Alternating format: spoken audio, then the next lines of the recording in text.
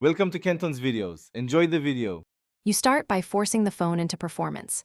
Close background apps and free RAM now. Once done, enable game mode or a high-performance profile so the system favors the game.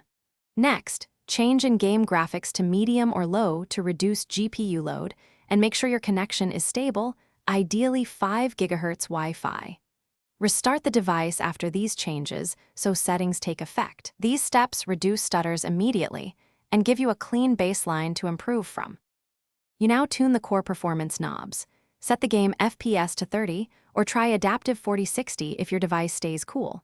Once set, stop background sync and disable auto updates and push notifications so processes don't spike. Make sure in-game effects like shadows and post-processing are off. That reduces GPU work.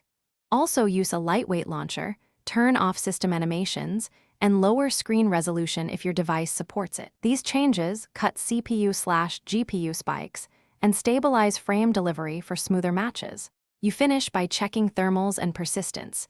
Keep the device under 40 to 45 degrees Celsius, remove bulky cases, or use a small cooler. Once stable, clear the game cache and, if problems persist, reinstall the app to remove corrupted files. Make sure battery saver is off and the charger isn't throttling performance. If lag continues, enable diagnostic logging and test on a different network to separate connectivity issues from device limits. That single step often reveals the root cause. Thanks for watching. Consider subscribing if we helped you.